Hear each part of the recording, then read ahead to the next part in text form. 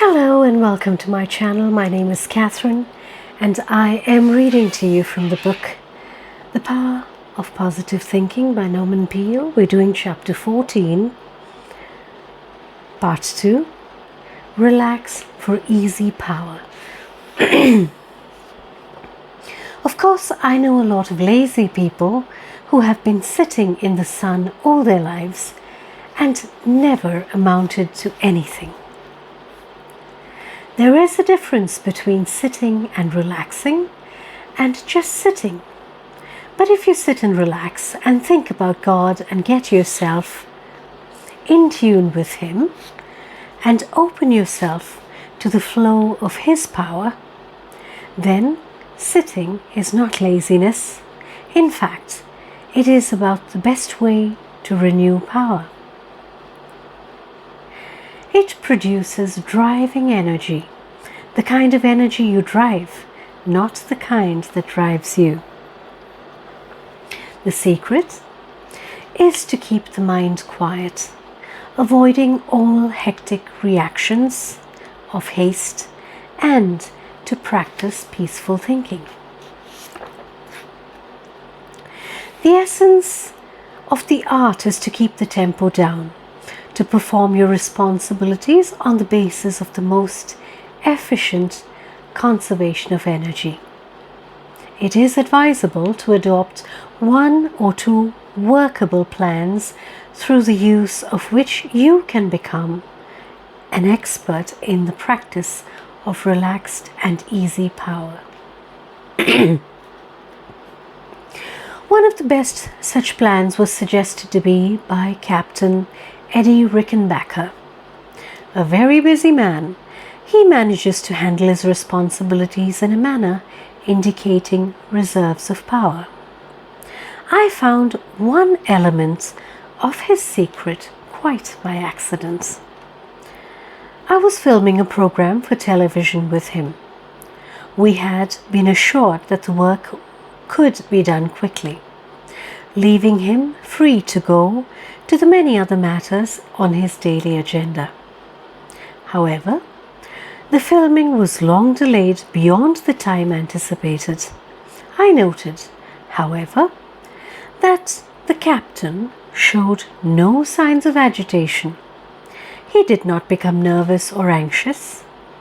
He did not pace up and down, putting in frantic calls to his office. Instead, he accepted the situation gracefully.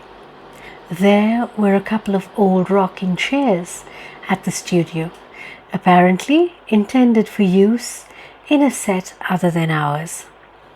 He sat in one rocker in a very relaxed manner. I have always been a great admirer of Eddie Rickenbacker, and I commented on his lack of tension. "I know how busy you are," I said, "and I marvel at the way you sit quiet, composed and peaceful like." For myself, I was a bit disturbed, largely because I regretted to take so much of Captain Rickenbacker's time. "How can you be so imperturbable, Bibble?" I asked.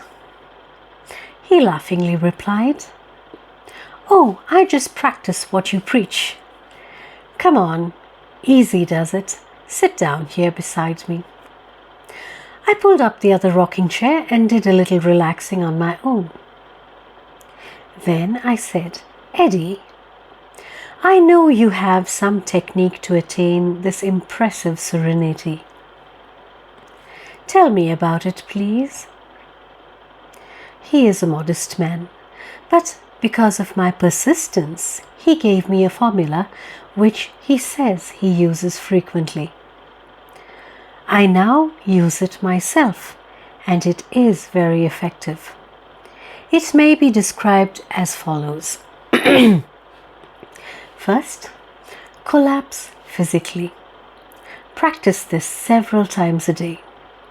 Let go every muscle in the body.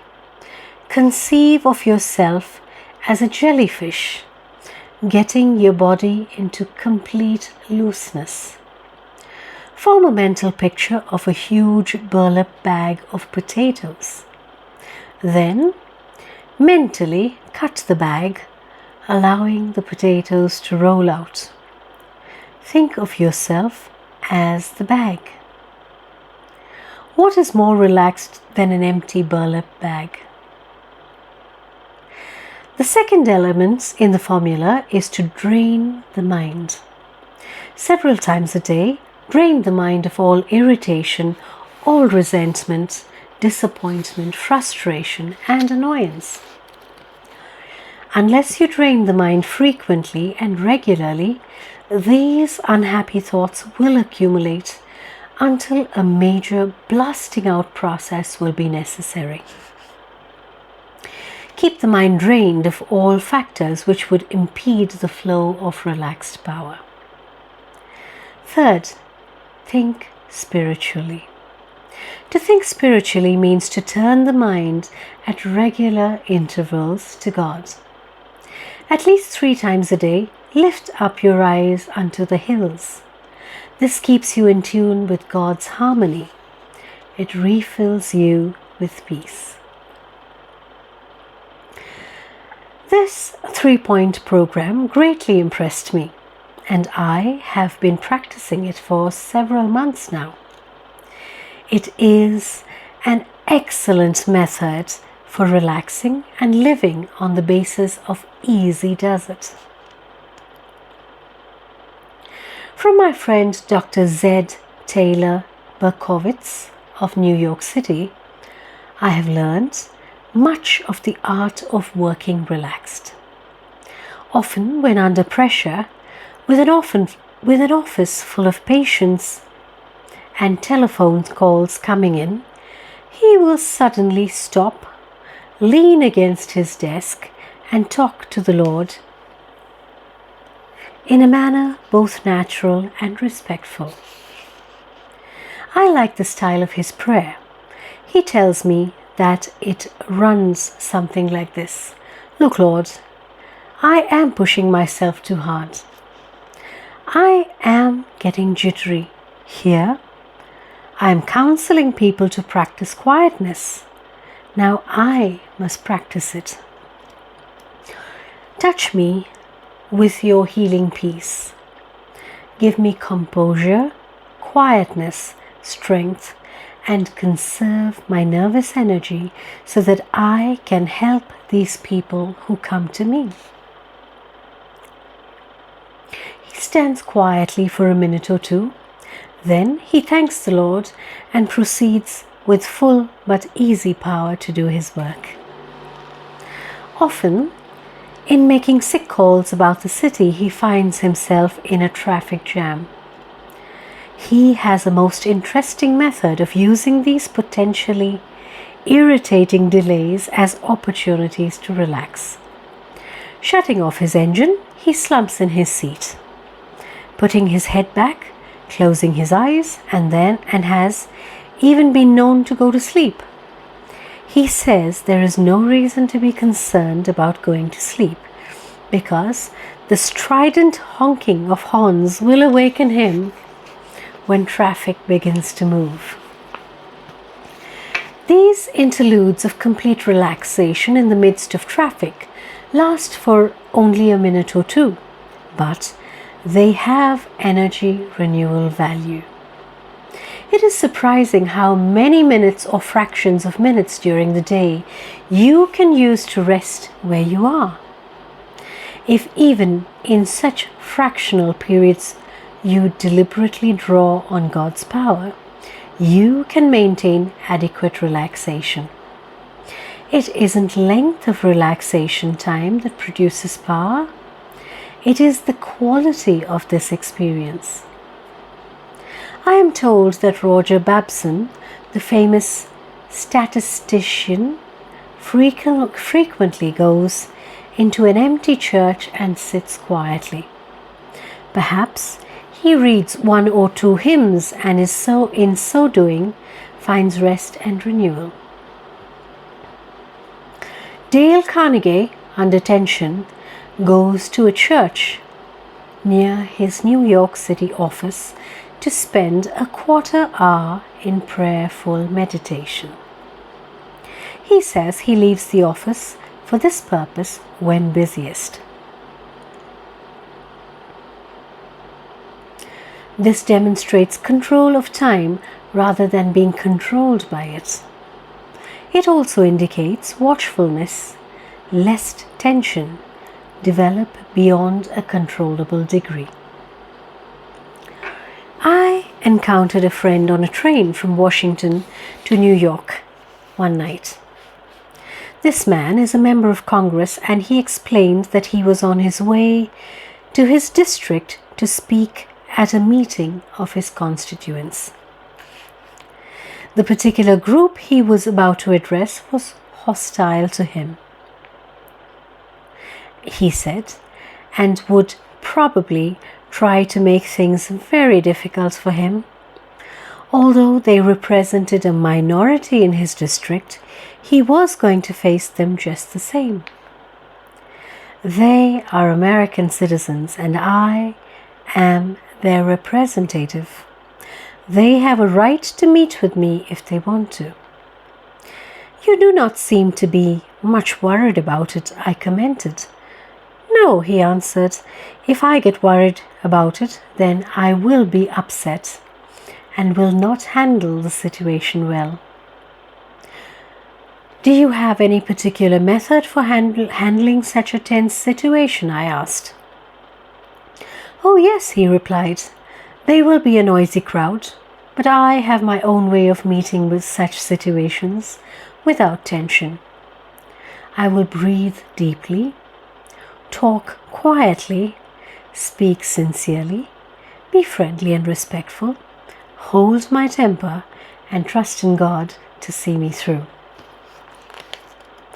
I have learned one important fact, the congressman continued, and that is, in any situation, be relaxed, keep calm, take a friendly attitude, have faith, do your best. Do this, and usually you can make things come out all right. I have no doubt about the ability of this congressman to live and work without tension, and what is more, successfully to attain his objectives. When we were doing some construction work at my farm in Pawling, New York, I watched a workman swinging a shovel. He was shoveling a pile of sand. It was a beautiful sight. Stripped to the waist, his lean and muscular body worked with precision and correlation. The shovel rose and fell in perfect rhythm. He would push the shovel into the pile, lean his body against it, and drive it deep into the sand. Then, in a clear, free swing, it came up, and the sand was deposited without a break in the motion. Again, the shovel went back into the sand. Again, his body leaned against it. Again, the shovel lifted easily in a perfect arc. One almost had a feeling that he could sing in rhythm to the motion of this workman. Indeed, the man did sing as he worked. I was not surprised when the foreman told me that he is considered one of his best workmen. The foreman also spoke of him as good-humored, happy, and a pleasant person to work with. Here was a relaxed man who lived with joyous power, master of the art of easy does it. Relaxation results from recreation, and the process of recreation should be continuous. The human being is meant to be attached to a continual flow of force that proceeds from God through the individual and back to God for renewal. When one lives in tune with this constant recreative process, he learns the indispensable quality to relax and work on the basis of easy does it. Now, how to master this skill? Here are 10 rules for taking the hard way out of your job. Try this proven method for working hard easily. They will help you to relax and have easy power. 1. Don't get the idea that you are Atlas carrying the world on your shoulders. Don't strain so hard. Don't take yourself so seriously. Point 2. Determine to like your work. Then it will become a pleasure, not drudgery. Perhaps you do not need to change your job. Change yourself and your work will seem different. Number 3. Plan your work and work your plan. Lack of system produced that I'm swamped feeling. Number 4. Don't try to do everything at once. That is why time is spread out. Heed that wise advice from the Bible. This one thing I do. Number 5. Get a correct mental attitude, remembering that ease or difficulty in your work depends upon how you think about it. Think it's hard and you make it hard. Think it's easy and it tends to become easy. Become efficient in your work. Knowledge is power over your job. It is always easier to do the right thing. Number 7.